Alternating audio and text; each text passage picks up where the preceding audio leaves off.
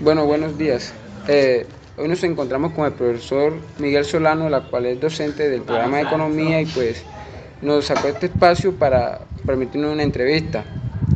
La primera pregunta sería, profe, eh, ¿qué es la economía interna aquí en Colombia en general?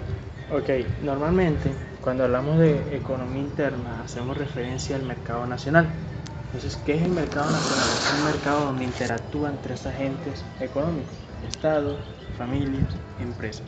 Pero cuando hablamos específicamente de una economía interna, los economistas lo definimos como un modelo, o se refiere a una situación en donde las acciones de las empresas normalmente se generan en una economía de escala. Entonces, desde el lado de la empresa tratamos de generar economías de escala. ¿Qué es una economía de escala? Así como un aumento del volumen de la producción normalmente conlleva a que los precios comiencen a abaratarse, es decir, a que los precios comiencen a bajar. De esa forma, las empresas se vuelven un poco más competitivas. Al fin de cuentas, cuando se dan las economías de escala, pues las empresas logran abaratar los precios y el más beneficiado es el consumidor. Listo, muchísimas gracias. Sigue mi compañero Mateo. Bueno, profe, ya que hemos hablado de la economía interna, ahora queremos saber cuál es la importancia, el impacto de la economía en el sector externo. Ok, la primera fue economía interna, que hace referencia a los agentes económicos, su interacción, a las empresas que se organizan. La segunda ya es un poco más hacia los sectores internacionales. ¿Qué significa un sector internacional? Pues nosotros normalmente en economía manejamos una ecuación que dice que el PIB es igual al consumo, más la inversión, más el gasto. Esas son variables internas.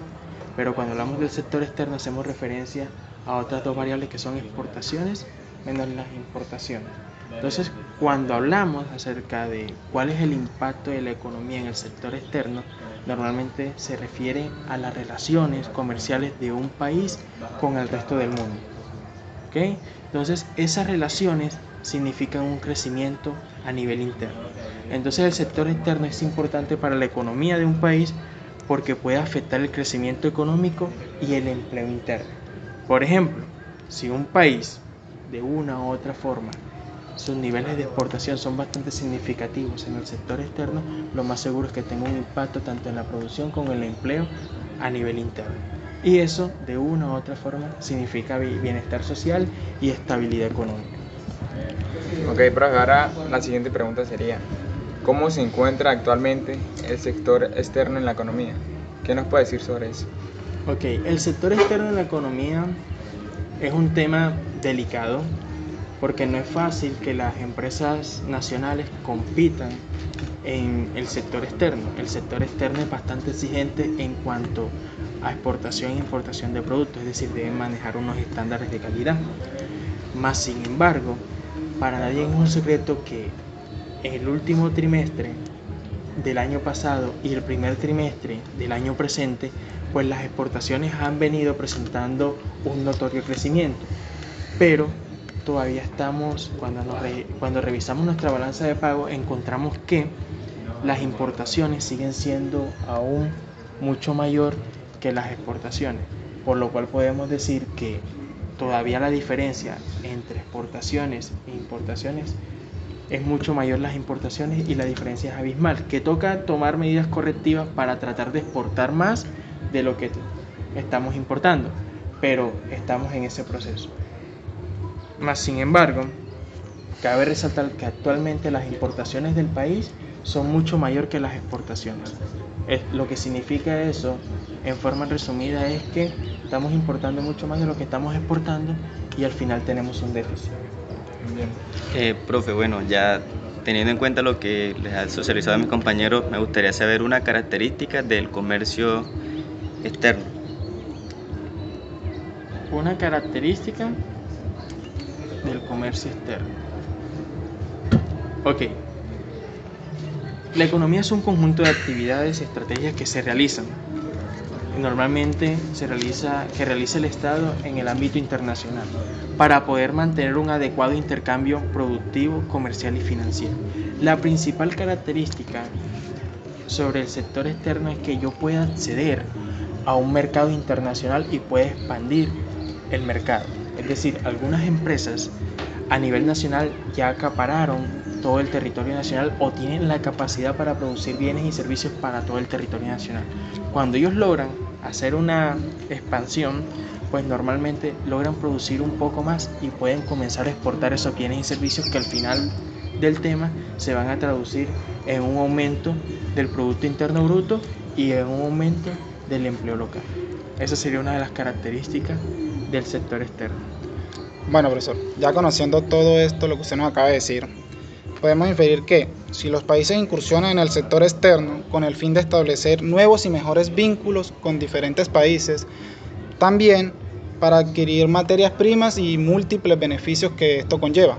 Entonces, la pregunta sería, ¿qué posibilidades de crecimiento económico se puede lograr con esto? Ok.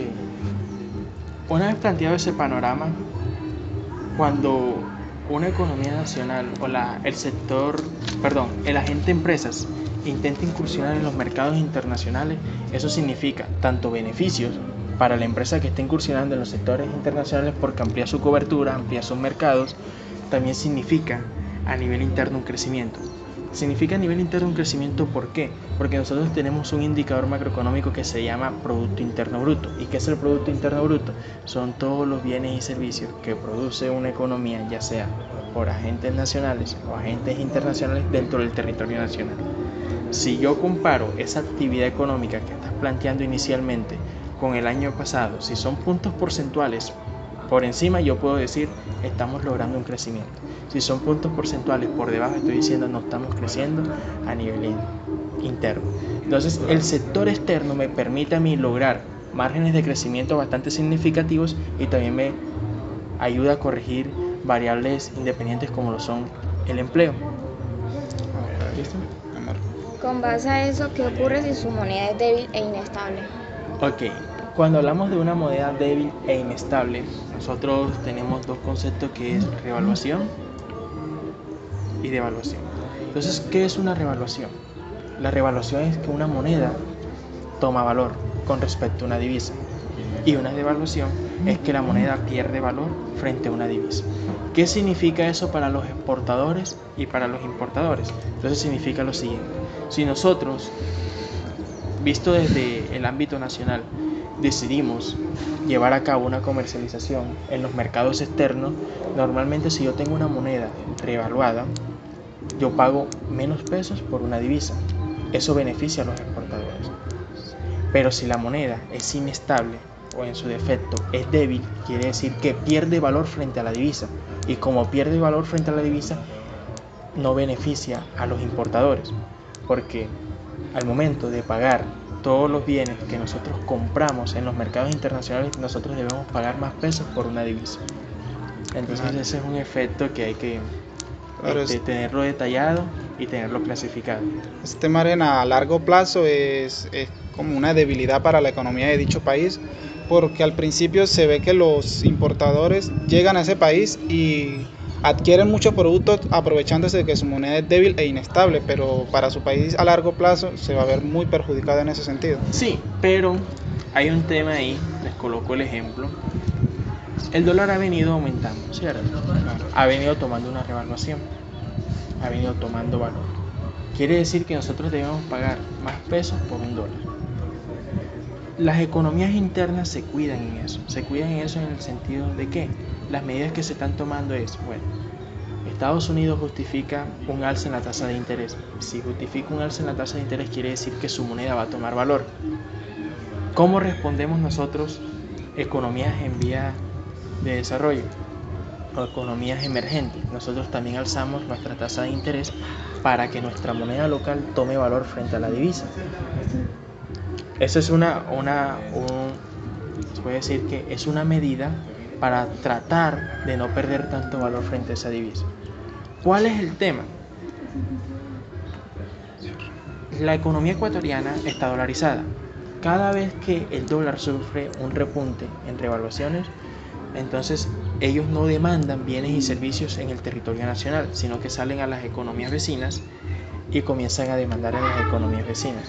¿Por qué hacen eso? Porque su poder adquisitivo aumenta. Cuando tú sufres una revaluación en tu moneda, tu poder adquisitivo aumenta. Ellos van a las economías vecinas y demandan más bienes y servicios. ¿Qué hace el gobierno local para evitar eso? Normalmente viene y cierra la frontera los fines de semana para que el consumo sea interno y no externo. Eso lo hacen para proteger la producción nacional. Listo. Ok, profe, entonces agradecerle este espacio que tomó para brindarnos esta entrevista y pues aclararnos muchos puntos que a la vez teníamos cierta duda.